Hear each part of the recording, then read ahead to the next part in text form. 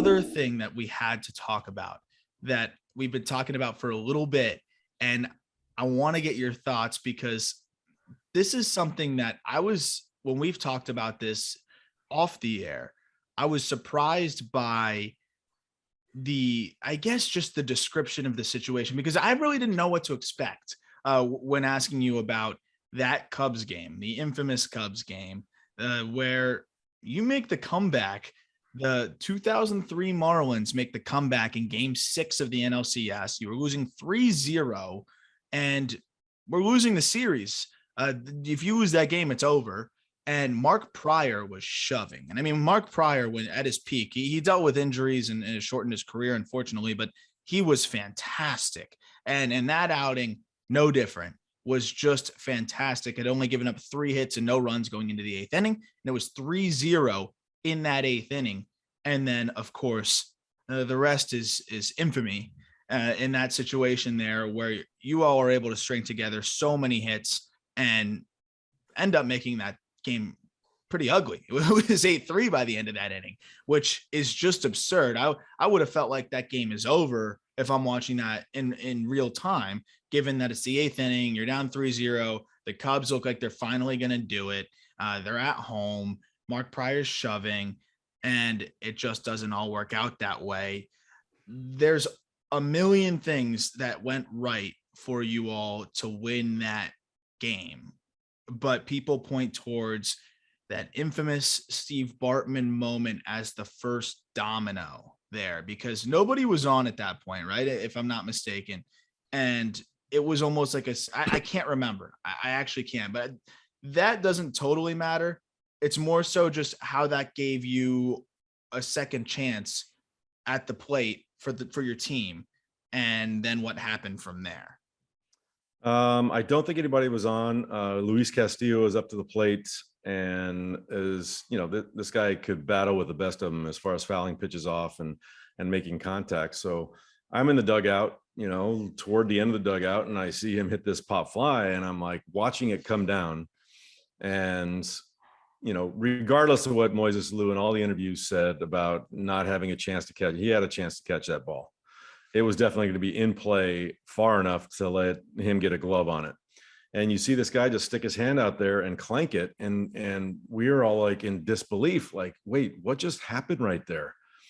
And we literally at that point turned to each other and said, let's make him famous, boys. Let's make him famous. The fan that did that, we said at that point in the dugout, let's make him famous.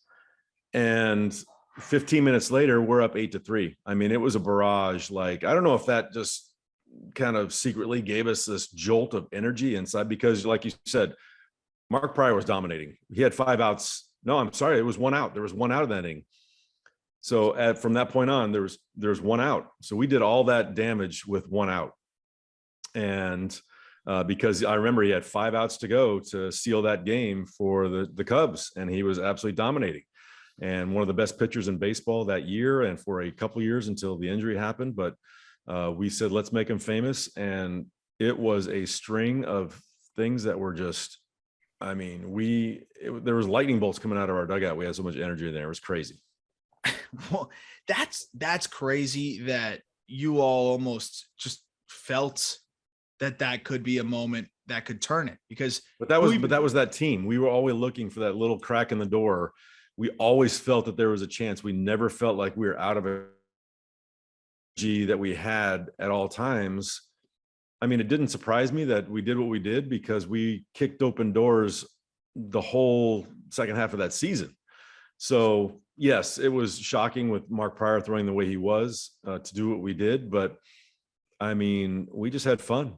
That was a fun inning. We had fun. We was like we were playing in the backyard, and had no pressure on us, and it was crazy. It literally lasted 15 minutes, and we scored 8 runs.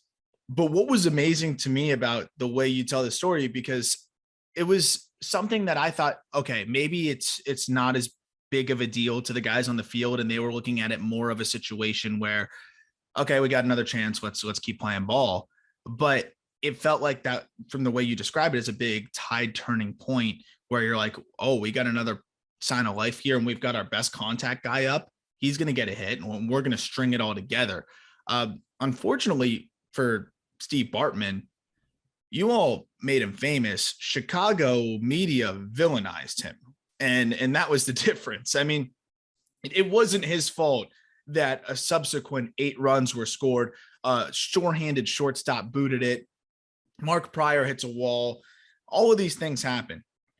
That is on the Cubs. And I don't think anybody disagrees with that. I bet you the Cubs would agree with that. And also, there's a lot that goes on to what you guys did. And it's just like credit to the Marlins for putting up 8 runs and disrupting what was a gem. But I always find it interesting that that's all it takes is a little bit of, for a team like that, just like you said, the analogy of the door just being pricked open a little bit. And that's all it takes to be able to bust through there and change everything. And you had to win the next game too, right? So it reminds me a little bit of the Buckner situation, except this guy wasn't even on the field. He kind of got into the field a little bit, but Buckner booted that ball. But there were so many things wrong with that situation besides Buckner that allowed them to lose that game and then the subsequent game. So I always found that really, really interesting, excuse me. But I wanted to just wrap up with one last thought on that. And then, of course, my favorite part where we talk about the jersey. The one thing with that game and how you all were able to do that, what would you liken a situation where you can just string together that many hits? I mean, you said the team did that sometimes, but on that stage, in that environment, how did you do it? Did it feel like no matter who stepped up at the plate that they were going to get a hit at that point? Did it feel like you guys were almost possessed? It did. I mean, like you said, Luis Castillo ends up, I think he walked that at bat, gets on base. Miguel Cabrera's coming up next. He hits a 2-hopper to shortstop. Alex Gonzalez goes to his right and clanked it. It was a double play ball, possibly. It was kind of to his right a little bit. Miguel could run back then. So he may or may not have turned the double play, but it was a double play opportunity. He clanks it. Everybody's safe. And that just piled on even more energy in our dugout and gave us more hope. So then, Derek Lee comes through with a base hit. And I think I had a sacrifice fly. And then we scored 5 more with 2 outs. Mike Mordecai comes off the bench and hits a bases clearing double. That's what I was going to say. Mike Mordecai. Jack McKeon called him the secret weapon. I'm gonna get my secret weapon up there. And this guy comes up and hits one off the wall. And Mike Mordecai never got to hit because Jack McKeon never used his bench. He never pinch hit. He hardly ever let these guys get at bats. And yet he comes through in a huge situation and gives us even more of a cushion. So that team was special. That run was special because we were down 3-1 to the Cubs, which arguably was the best team in baseball at that point. Josh Beckett threw an absolute masterful game in game 4. We're down 3-1, or game 5. So we had to win 3 in a row against the team with Kerry Wood and Mark Pryor at the top of their rotation, which they were the best 1-2 punch in baseball that year. And we did it. We didn't look at it that way. We looked at, hey, we got 3 to go. Let's take game number 1, which we did. We got to that game, which was dire straits all the way along. And then when we win that, going into the energy of a game 7 against Kerry Wood, we were down early in that game too. Kerry Wood hits a 3-run home run. Yeah, I'll never forget that. I don't think I've ever heard a stadium as loud as that moment right there when Kerry Wood hit that bomb. It was just crazy. Beers flying everywhere. We found a way to turn that energy around and we end up killing them. I mean, Josh Beckett comes out and throws 4 1/3 of crazy relief. And we found a way to turn it around offensively and we win that game 9-6. Would you say the Lou's reaction to that foul ball as well was part of what galvanized you all? Because they're like, oh, if he's that rattled by it, he must feel like he was furious that guy blocked that ball and a chance for him to get out number 2.